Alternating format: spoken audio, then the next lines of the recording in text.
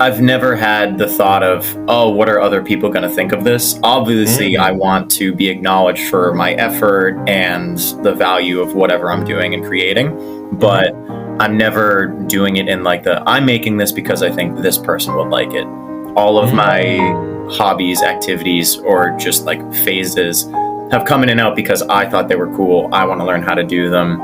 Let's see if anyone else thinks that way. Awesome, Joe. So welcome to the Creators Canvas. Thank you for hopping on. Thank you so much for having me. Really appreciate it.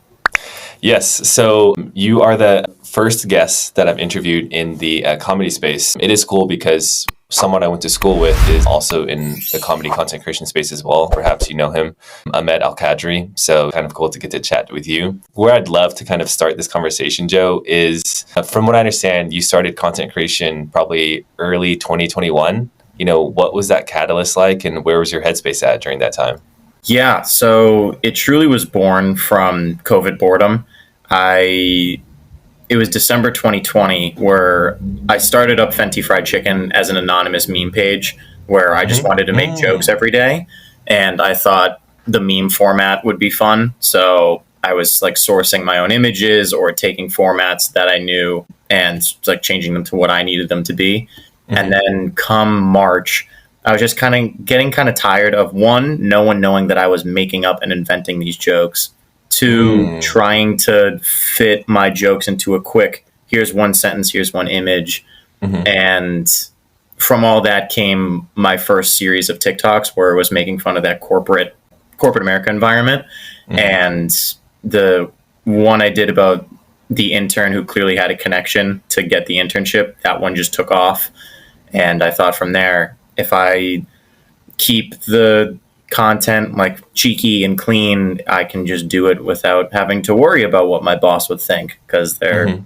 they're fun. So starting March 21 is when I made the pivot from just being memes to being my actual face. I kept the Mm. name Fenti Fried Chicken because I liked it.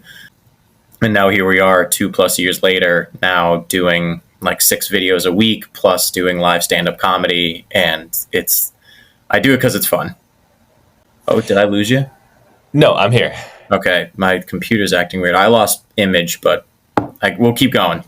Okay, awesome. I still see you, so I think that's a good sign. All right. So, you know, a lot of content creators, especially who have started on TikTok or Instagram, made their accounts, through COVID boredom. At that time, when you started making this type of content, was comedy always something that you were interested in? And also, was there something kind of deep down that you kind of felt like you were yearning for, but never gave yourself the time, because of work and things in life, kind of pre-pandemic? Great question. I have been interested and fascinated by comedy my whole life. When I first discovered stand up in elementary school, I couldn't get enough of it. They had the Comedy Central Presents 30-minute specials series on Netflix, and they had like 200 comedians at that point, and I Oh my probably gosh. watched 100 plus of them.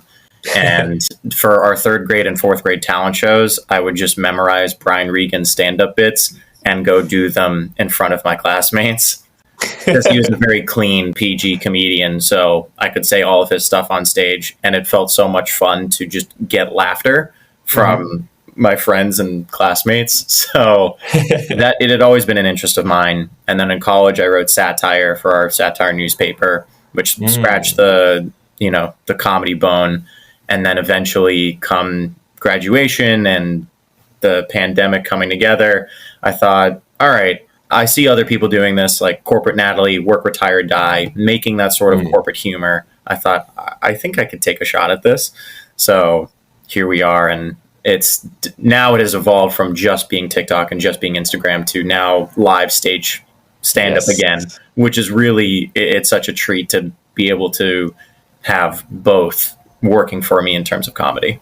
Yeah, that's incredible. And, when I think about the work that you do, it can be very vulnerable because, you're putting yourself out there and you're giving people the chance to receive you. And, whether they receive you well or not is, to be determined, on them, which I'm sure, you definitely understand. So has that concept of putting yourself out there always been something that has come easy to you? Or is that something you've kind of had to work your way towards for full comfort? I think I've never had the thought of, oh, what are other people going to think of this? Obviously, I Mm. want to be acknowledged for my effort and the value of whatever I'm doing and creating, but Hmm. I'm never doing it in like the, I'm making this because I think this person would like it. All of my Mm. hobbies, activities, or just like phases have come in and out because I thought they were cool. I want to learn how to do them. Let's see if anyone else thinks that way. Like one of my phases was making mashup songs. I did that for about 6 months, produced 2 albums, and once I was done, I was done. So I've never had to think, will people receive this well? It's usually, I'm going to make it because I like it. Hopefully, Mm. I'll see people along the way that feel the same way.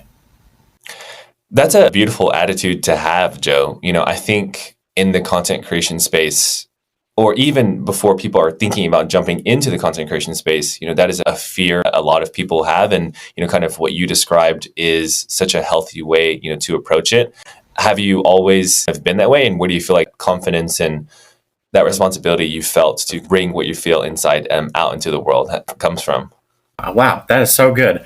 I think it's just a matter of I can't quit something until I try it in its Mm. fullest because it'll just nag at me and I'll obsess over it and think of it. So to get it out of my own head, I need to put the effort in and to try it. And if it's one of those Mm. ones that sticks, it's great. That's what comedy has been for me. It's always been that nagging, hey, you want to get back on stage. You want to make people laugh. You want to do all of this. And that has been consistent across my whole life. Mm. And then looking at some of the things that I've done and given up in the past, it makes sense that they were just phases because I got to try it, I experienced it, said it wasn't for me, and then can continue. So whether it's to calm my inner dialogue, inner monologue of saying, hey, you should keep working at this versus making something for someone else, Hmm. who's to say? But all I know is I'm going to try stuff because I think it's cool and I want to get it out of my head. Yeah, and it's so interesting you say that because at least for me, right now, I feel like I have so much clarity, towards the direction I want to go and that I'm going on. And but I know it always hasn't been like this. And I people ask me this question of how did I figure out what I want to do? And I resonate a lot with what you said because I literally just threw so much shit at the wall and whatever stuck, stuck. And that's something that I think sometimes people can misinterpret and thinking like, okay, like we always knew this, but it was really an iterative process to get here. And so what have you all thrown at the wall and would love to hear? I know Mashup Albums was one of them. Mashup albums. Let's see here. What else? Breakdancing in middle school and high school. That was Amazing. one of them. Like I still can do a head spin at weddings, but it doesn't come out often. What else? There was like a brief card magic phase because I watched Shin Lim on America's Got Talent, and I thought that's the coolest thing ever. So I did that for a few months. That's amazing. Let's see here.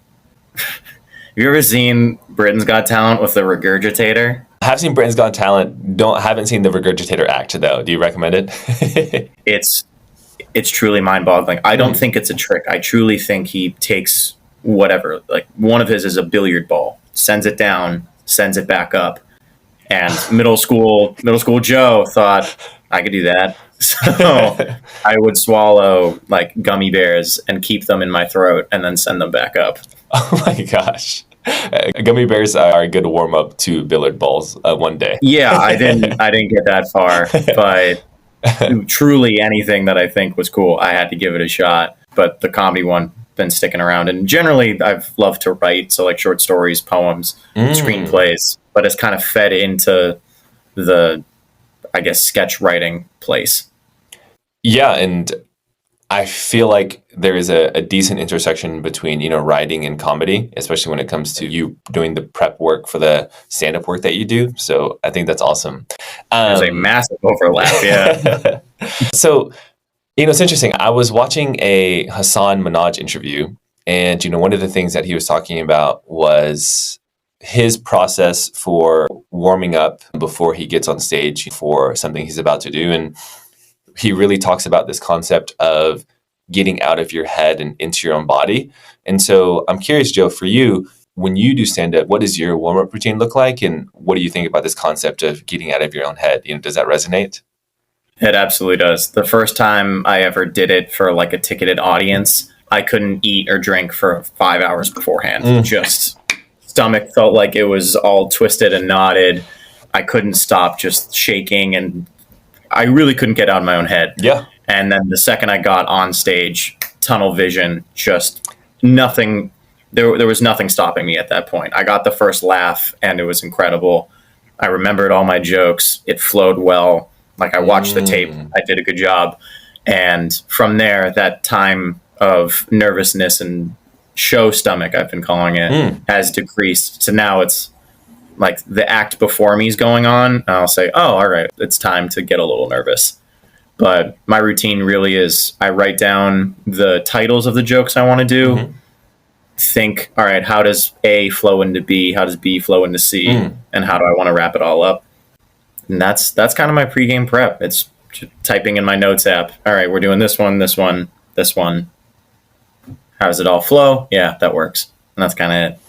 That's awesome. And Hassan kind of talks about some other things that he does, on top of kind of what you described. And I'm happy to, send that clip over, after our chat. Yeah. I think that might be interesting. Pretty cool you say that. So actually, I recently just took a beginner improv class. Nice. Kind of as like, self-development. I'm actually quite introverted. I think at this point I've done a lot of inner work to, work on kind of the things that I've fall short on as an introvert, but improv was kind of the next level. And for our class showcase, so the crowd was packed. And then so I remember being backstage, it was like 10 out of 10 nerves. It was like so nervous.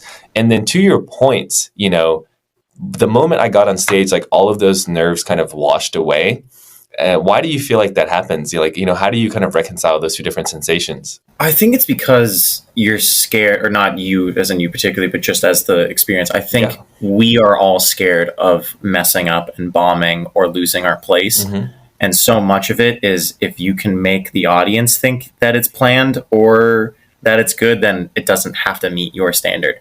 I've come off of shows where I've forgotten to do 3 jokes, but it still flowed because I knew what the next thing I wanted to say was. Some of my friends saw one of my shows, and we were talking afterwards, and I just looked up and said, did I do the joke about like Harry Potter? And they go, no. I'm like, oh, I wish I did.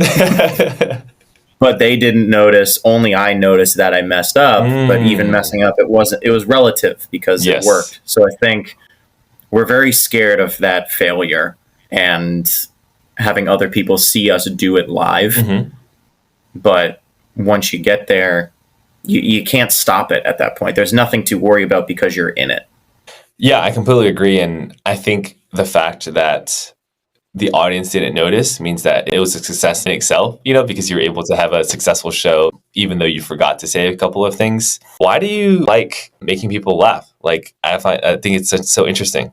People you're making people happy. Even if it's for that brief moment of a joke, it's like, I like to make myself laugh. I like to go to comedy shows as a participant. Mm-hmm. They pick you up. They make you feel good. Even if it's for that 5-minute set or an hour or a few days afterwards where you're just telling your friends, oh, I heard this great thing about this. Can I tell it to you? So it just adds levity. It adds a little bit of fun to the day. So I like to give that back out. And then from an ego, selfish side of it, to make people say, you were funny or that was good, that just makes you feel good. So it's nice to have the thing that I always think about and what I obsess over get validated from someone else. First of all, I want to say I appreciate your self-awareness to be able to think about, the 2 different sides of why you enjoy it so much. Because I think, to your point, I think we all kind of have that multifaceted, kind of reasoning for the things that we do and the things that we enjoy. So to what you're saying in the beginning of the fact that it can be, kind of a pick-me-up for a person. And that's kind of, what I think about comedy. It's like not everything in life, has to be so serious all the time. And it doesn't need to be, all these news headlines that we constantly consume. So have you had any personal anecdotes or stories about people communicating to you about the impact that the type of content that you make has had on them? Never more than I think it's funny or I send it to my coworkers. Just because I don't think my stuff should have a very heavy impact on someone. It should make you smile. It should make you think of your friend. and it should get you a laugh, but I don't think it should change anyone's life. So I've never had like a, whoa, I can't believe my content did that for you, or I can't believe that joke made you feel that way. But I do get the occasional very nice DM or even in-person recognition where they say, hey, I think you're hilarious. I send your stuff to my X or Y all the time. Actually, the most wild one that I had that really made me feel like this was something special was that a soon-to-be married couple, one of the partners reached out to me and said, hey, my fiance and all of her bridesmaids are coming into town. I would love for you to surprise her. Just, we send your stuff back and forth all the time. She's a huge fan. And I thought she would have like a tepid response to me. They're like, oh, cool, you're here. Upon my getting to their table, she shrieked. Like, oh my God, Fenti fried chicken. Yelled. People turned around and she was visibly flustered. I couldn't believe it. I was more shocked than she was. I couldn't believe my presence caused that response. So, like, I hung out with her and her friends for like 45 minutes, an hour, or whatever. Yeah. Before they went to their next bar in the bar crawl. We FaceTimed the fiance and he was giving me the thumbs up, like, nice, we did it, good job. And then afterwards, I just was texting both of them and they said, hey, if you are ever in Chicago and want to go catch a Cubs game, let us know. And it was cool that I got to make a very odd friendship out of it. Yeah. And that, like, once I met them, they were like, oh yeah, you're just like a guy and you care about your stuff. And it's cool that you want to give it back in this way. So that was probably the most wild interaction I've had, but no one's ever been like, you've changed my life, Joe. Yeah. And, first off, you just want to say, that's an incredible story. I think I wouldn't underestimate, the impact that your presence had, especially, when meeting that couple in person, especially because I think for people who kind of consume our content, there can kind of be this distance that they put between, us and them. And to your point that, we are just as normal as they are. You and I both have day jobs, and we work 9 to 5s, just like everyone else. And I think getting the opportunity for them to kind of see you're just as cool and normal as them is really good. And that's kind of why one of the big reasons that this podcast was born is, to kind of, show that and, kind of close that gap. So thank you for sharing that story. So Joe, what does your creative process look like? You can't see it, but I have a giant whiteboard in my room where I segmented it by workshop, ideas, and to-dos. Okay. Where workshop are very rough concepts of jokes or ideas where I'm like, okay, I know there's a bit there. I need to sit on it. Ideas are ones that are like one jump away, where I either need to find the format or find how I want to tell it.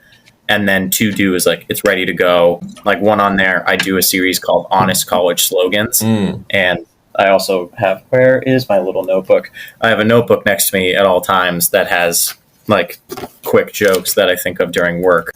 So like Honest College Slogans 12, I have my list of colleges. 4 of them are ready to go. So once I just get into my studio is where my Mac Miller poster is.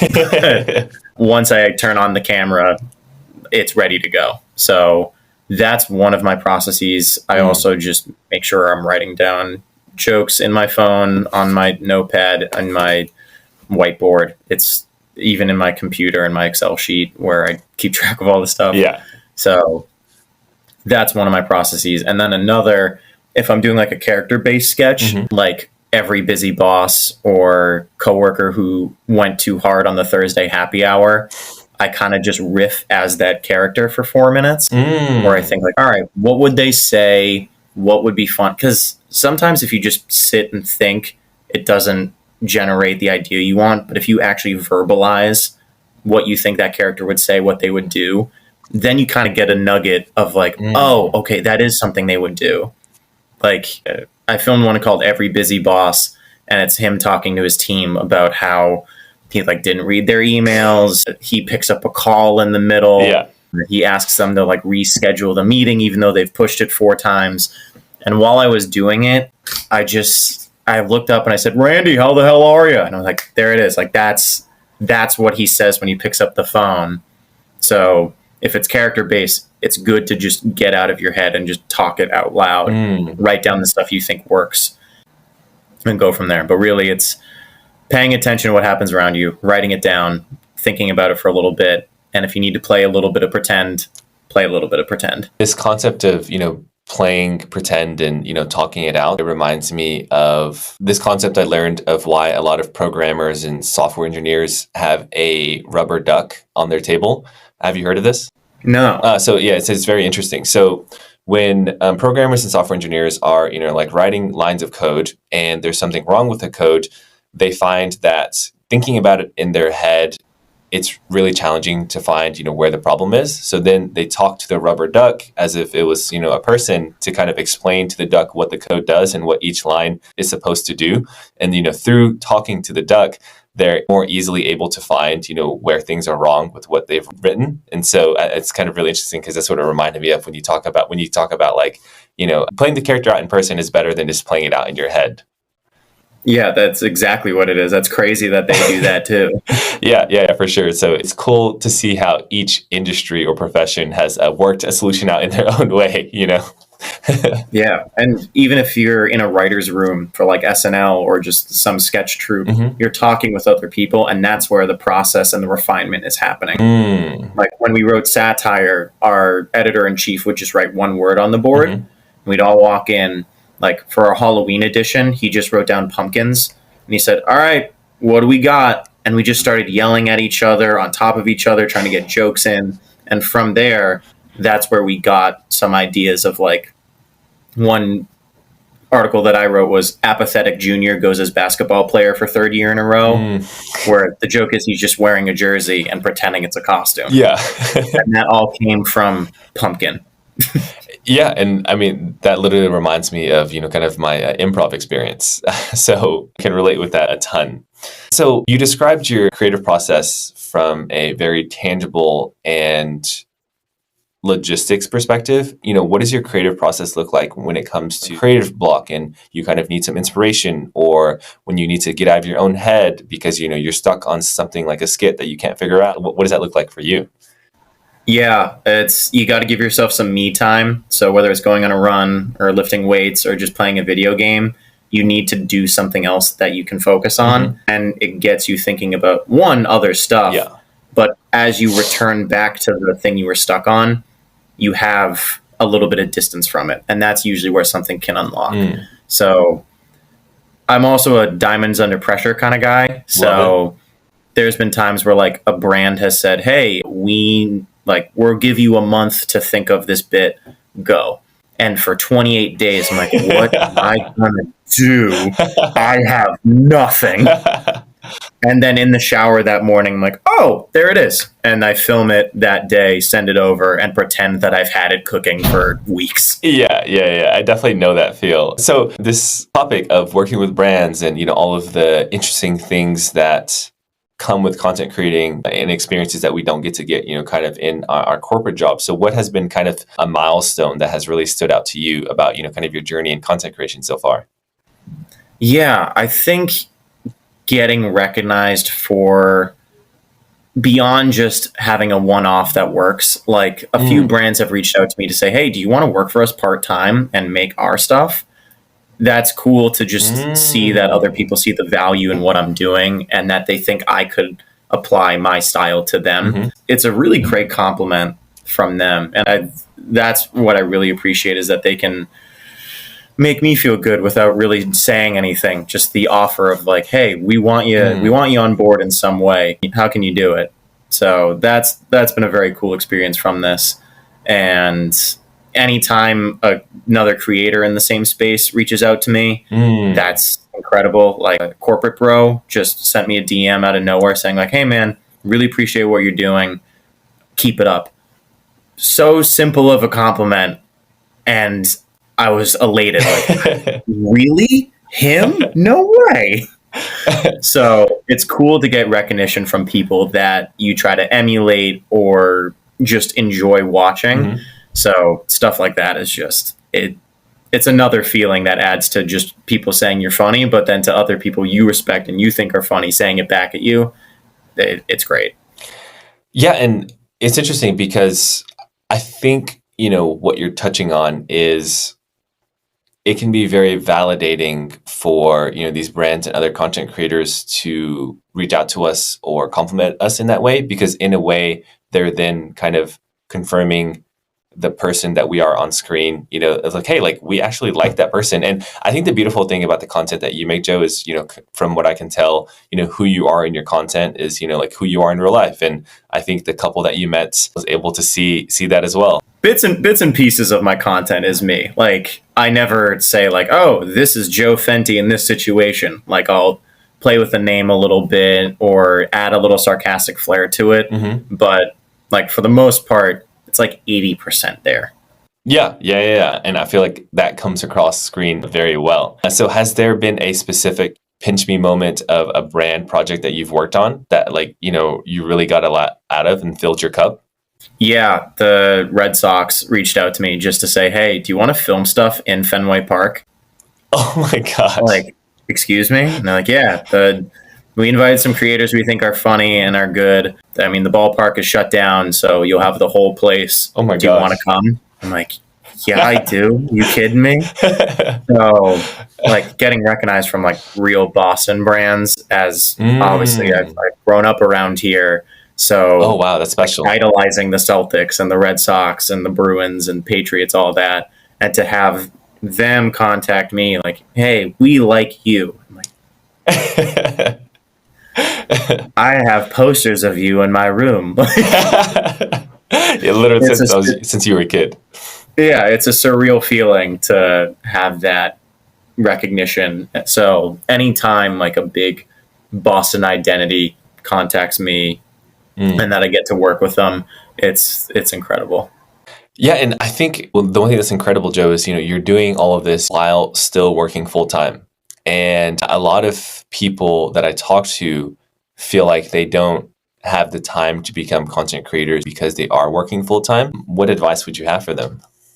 Yeah, so I think when you pick up another thing, you start to time manage without really noticing it. Like if you wrap up work around 6 p.m. and you got a dinner that night at like 8, and you want to work out for an hour, you have that hour strip and you know that it's finite. Like if you want to make it happen, you have to do it in that moment. Oh, And that's when I notice I'm cooking. It's like, all right, I got to get out the door to get to a show. My last meeting's done at 6.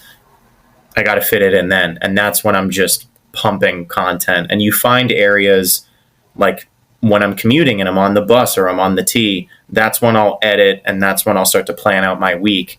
So you find ways to maximize your time, even though you feel like you have none of it. So that's advice one, is once you try it, you'll realize how you can distill your time down and make it work. Number two is that you already make time for yourself in a lot of different ways. Like if you're training for a marathon, that takes hours every week to do that. If you like reading books or just, like watching your TV shows, that also takes time. That's also something that you can give and take and change up a little bit. So it might seem like we have a limited window to do things, but once you make it important to you, you'll find when you can put it in. And I feel like that's kind of what content has done for me. It's like, all right, if I'm producing 6 a week, when am I going to film time? Yes. So we'll get off this call. I have 2 hours before I want to like wind down and go to bed. I'm just going to go start filming. Yeah. And I love this concept that you talked about of, giving yourself a finite window, because if I peel back that a little bit, it's, having your back up against the wall. And, oftentimes, that's when, we can make the most out of this short amount of time that we have. And also, to your point, diamonds under pressure, that's when we perform the best. Yeah. And so I think that's great advice. And it definitely resonates with me a lot as well, because I'm having to do, the similar things. So that's really cool. So we kind of talked a little bit about, your journey in comedy, but how has, your journey with everything you've been doing affect your journey of personal development kind of more holistically and as a whole? I think overall, it's just made me pay attention to what people want to get out of their day.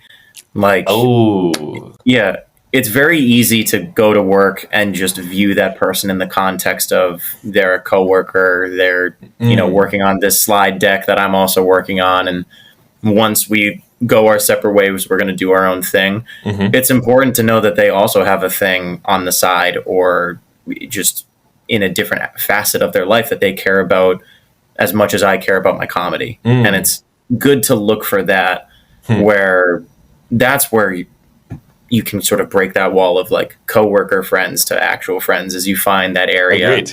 And I'm starting to get more keen to that of figuring out what gets people excited, what gets them going, and to actually ask and remember those details because it's really easy to Mm, have the laissez-faire conversations of how was your weekend? you know, it's important to ask those, but you're not going to make a best friend from that. hmm. So figuring out if they have like trips coming up or they're doing something with their who knows whatever group they volunteer with or something. I don't know. I can't pick other people's hobbies and activities, but if you can start to pay attention, that's where you can find the more fun part of the day. So I think that's something I've taken from my comedy is look for comedy is to me what X is to this Hmm. person. What is that X? Can I tell you something interesting I observed, Joe? So one of the things that we're talking about is, kind of how you've grown personally and you kind of like as personal development and growing in that just as you're growing in comedy. And your answer was along the lines of how you've developed to be better in service to other people so that you remember the little things about them. You're able to create stronger connections with them. I find that really interesting. What do you think? It makes sense. I remember one time when I was little, my aunt called me an introvert, and I thought that was an insult. So I've always wanted to like maximize friendship, make sure that Mm. there's many people in my life as I Hmm. can, because it's just more fun that way. So I know how good it makes me feel when people ask, "Hey, how'd that show go? Like, what jokes are you working on?" Interesting. That makes me feel validated, seen, heard, and Hmm. appreciated. So to find the flip side of it for someone else, I want people to feel as good as sometimes they make me feel. So Mm. it's there's no better way to give it back than to notice what you appreciate and send it forward. So I don't know. It's really easy to do life solo, but it's way more fun to do it with other people. I completely agree. And, first of all, Joe, you are speaking my language. Absolutely. So Yeah. I appreciate you saying that. There's a quote I like, you can go faster alone, but you further together. And yeah, I really do believe that.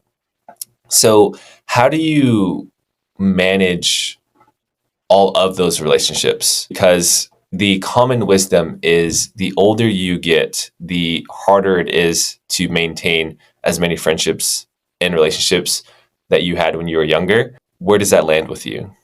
Yeah, I mean, that's true. If like with high school and college, you're in class day over day with the same sort of friends you have, and once you enter the working world and postgraduate, just life gets really Hmm. busy. I remember sitting down to dinner with one of my friends, and we hadn't seen each other in 7 months. But she brought up, she's like, "Hey, we haven't like, how's your life been?" I'm like, "Oh, I'm an uncle now," and she's like, "What do you mean?" I'm like, "Oh, it's been that long." So even though we haven't seen each other in 7 months, I still know that she's a deeply valued friend to me. Hmm. And it's important that when you get that time to actually sit down, that you make it known how much they matter to you and how much you appreciate them. Mm. So even though frequency might diminish, it's like whether you, I don't know how to say this well, but if you get there, make sure that you're making the most of it Hmm. because even though you might not see someone every single day, they can still mean a lot to you. And it's important to just say that. And the occasional text that's like, "Hey, how you doing?" Mm. or FaceTiming them every now and then, that can make a huge difference. So while there are friends that just come and go in passing, it's important to identify the ones that you really value and appreciate and making a little effort here and there just to say, "Hey, I want you to stick around every now and then." Yeah, I completely agree. And the two things that come up for me is the first being sometimes those relationships that we really value are the type that don't need a lot of kindling. The fire still burns just as strong, whether it's been 7 months or a year. And second is, I think as we get older, we're better able to recognize which relationships we do want to add kindling to and maintain, and which ones we don't. And that can always provide us a lot of clarity. So I definitely agree with that. So, Joe, has there been a time in your journey where you were thinking about calling it quits and, or had like a really low low? And, what did that look like if that was the case? Anytime I bomb on stage, I think, is this worth it? Like, anytime. So that happens on a weekly basis. But yeah, just that's the nature of stand up is you get knocked down more than you want to. So it's important to remember the good shows and to say like, that's what I'm chasing. And so yeah, there are times where a show goes really poorly and you're like, wow, I wish I didn't go, but the only times I get the good ones are to keep going. So I lightly think about quitting every day. I do this because it's fun and because I like it. And it's not a financial obligation of mine. I have my full-time job and it's, covering bills and everything. But this comedy stuff on the side, sure, it's making a little money here and there, but I'm not doing it for that end. I'm doing it for the fulfillment of making jokes, finding other people who like making jokes, and making myself and other people laugh in the process. So even though sometimes they're like brands will be difficult and are like, hey, can you get this to me by Friday? And then 2 weeks later they go, oh, sorry, we just reviewed it. Can you post it now? I have a schedule too. Like I tried to get you this on time. I've been waiting. You kind of ghosted me a little, but I still have to do it with a smile on my face because you're writing the paycheck. Cool. So there's times where it gets really annoying and obnoxious and can be a little overwhelming, but I'm still doing it because I like it. And that's what I have to remember is that if I stopped, I'd feel like something was missing. Yeah, I completely agree. And I think there's beauty in the realization that nothing worth having, doesn't come from, these highs and lows that you basically just described. And to your point of a good show feeling that much better after having experienced those lows, I think, that contrast is important.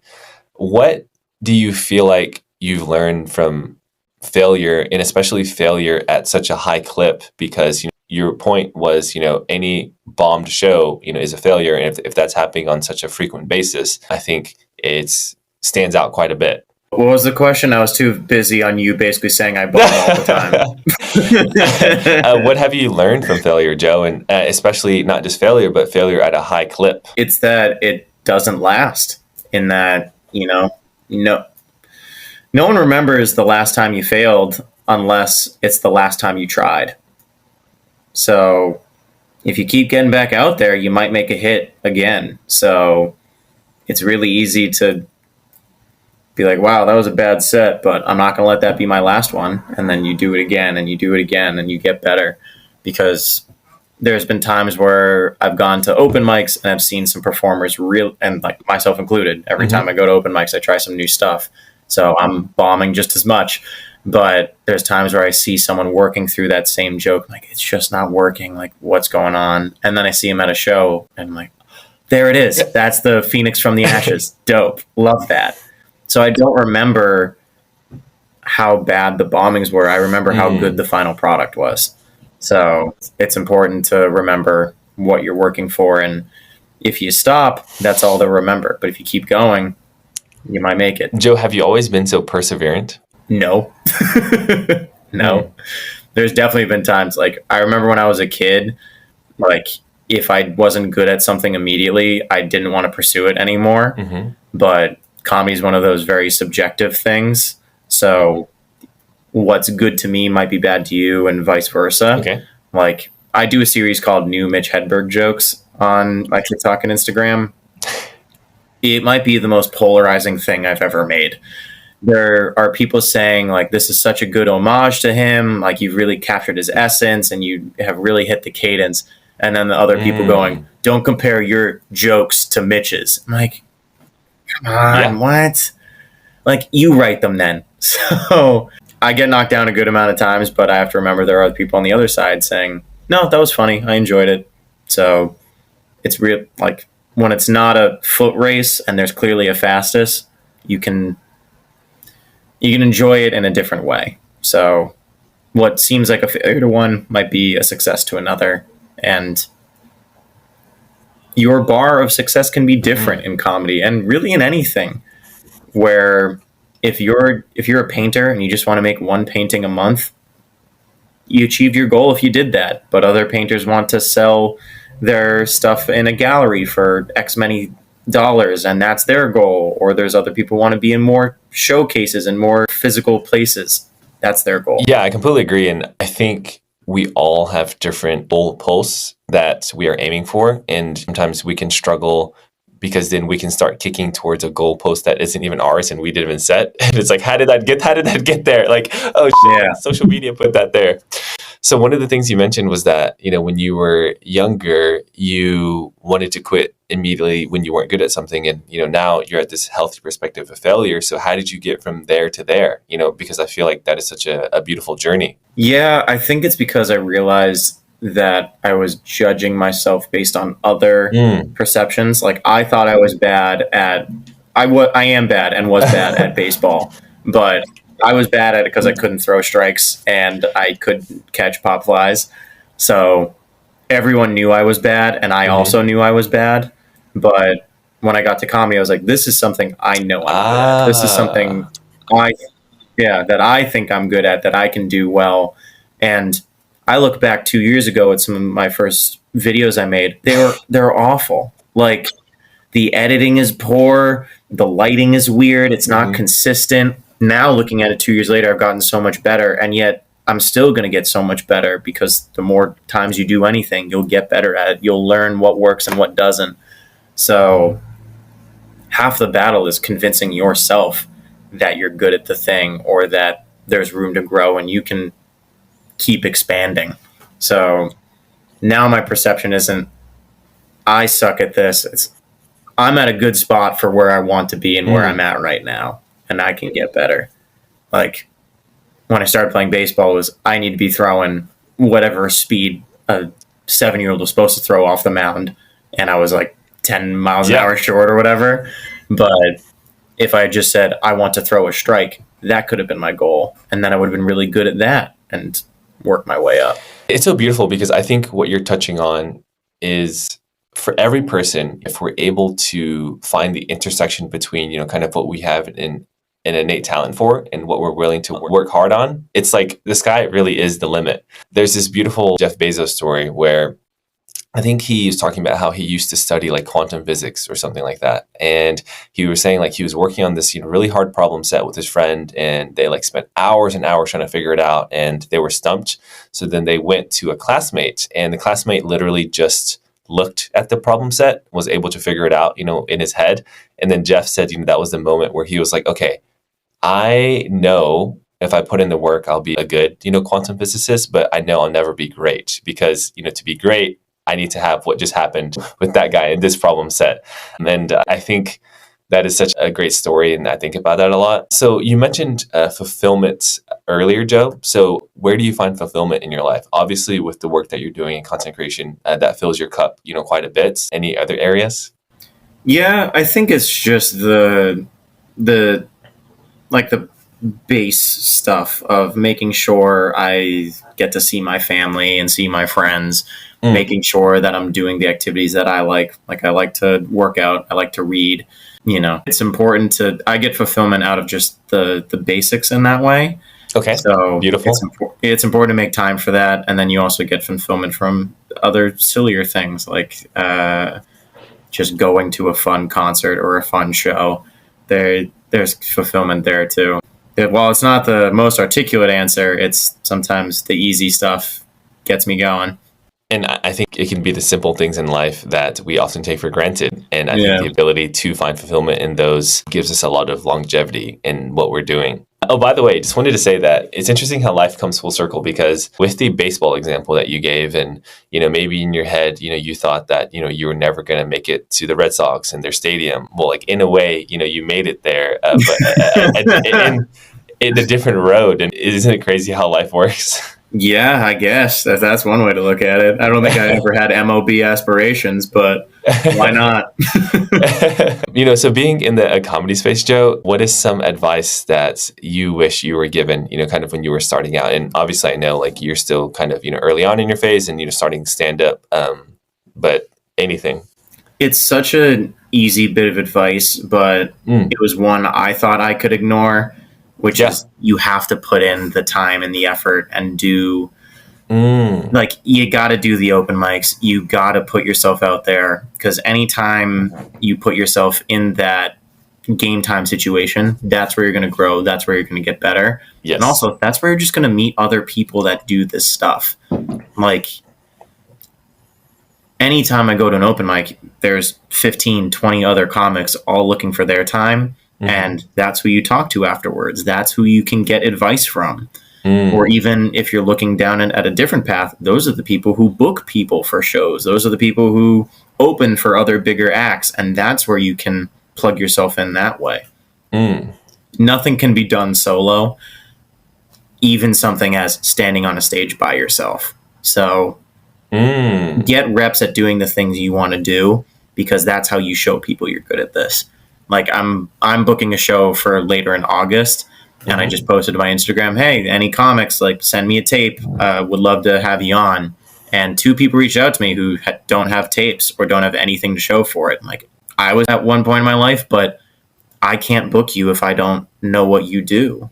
I'm not going to go on a leap of faith for someone I've never met.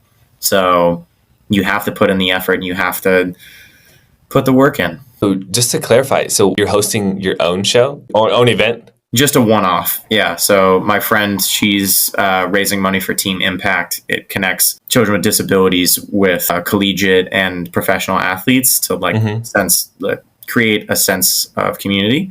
Yeah. Fantastic charity. And she's hosting a comedy night, or is planning a comedy night to raise money for it. And she asked me, hey, can you coordinate the comedians? Can you actually host the night and just get it all squared away?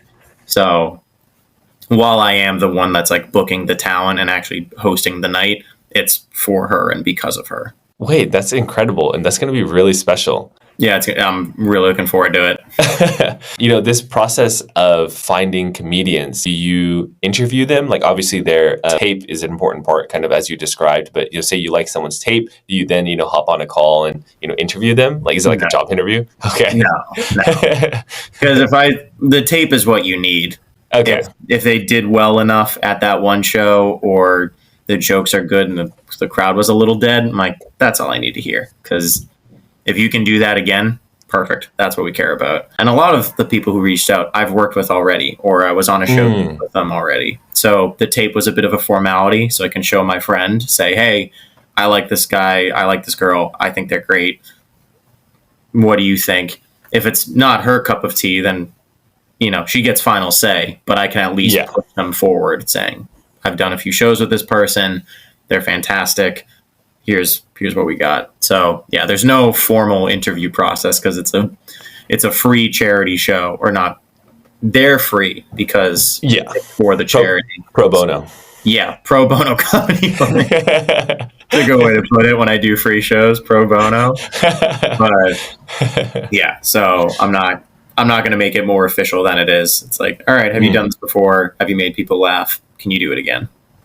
I can't wait to hear how that show goes. Best of luck. And I'm glad that in the work that you're doing in comedy, it's like finding a direct way to, benefit, such an amazing organization. Yeah. So I think that's really special. So, that was some advice, you would give to people starting out. But, for yourself, Joe, what is some of the worst advice that you've gotten?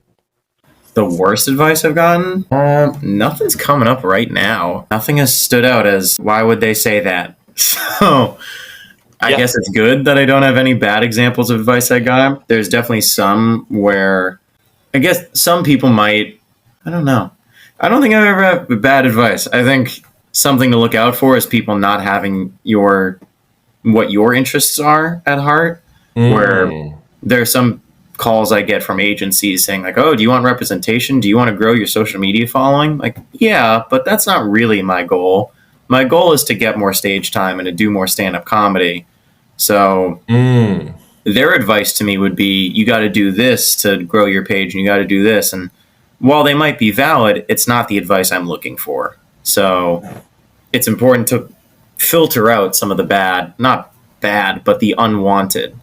Yeah, that perhaps doesn't have the context of what you want out of what you're doing. Yeah. They see me in one light and I see myself in a different light.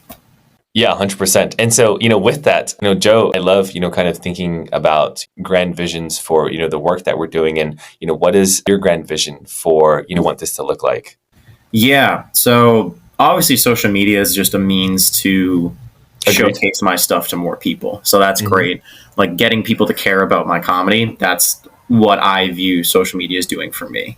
Mm-hmm. But the short term goals right now are to just headline a show, get people to go there for me, to get to a spot where I could do 20 minutes, do 30 minutes of really good material, which all can be achievable in Yeah. the short term.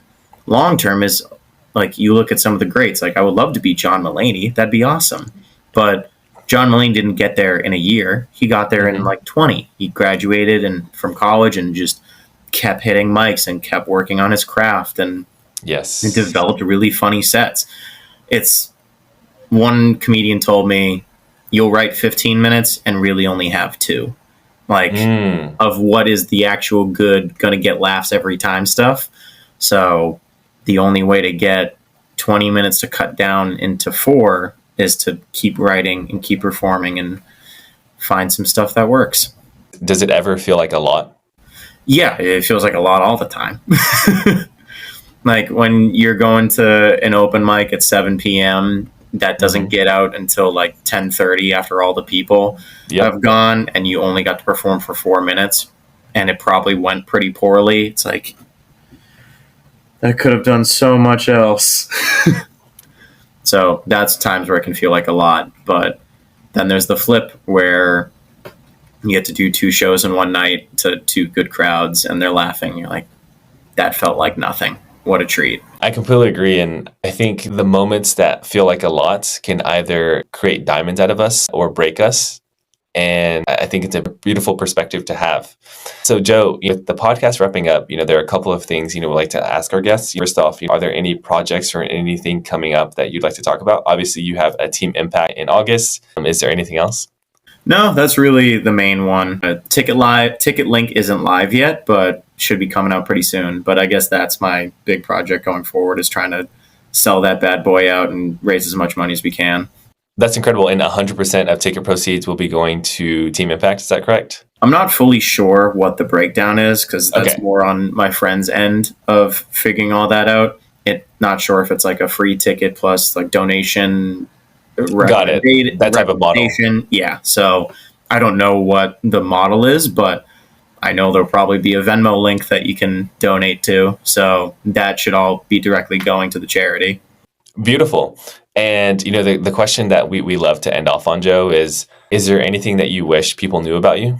Especially when ask this kind of in the context of how, as content creators, there can be a distance between us and our audience, and especially when it comes to our audience, thinking that, we sit on some type of pedestal, or we are some sort of different person who doesn't go through, anxiety and low moments and heartbreak and, all of these things that we as like humans all experience. And I think it can kind of be an opportunity to bridge that gap a little bit. Yeah, I definitely don't think I'm on any form of pedestal. I'm still surprised when people know my name from the internet. So by no means do I think I'm like doing more than what I should.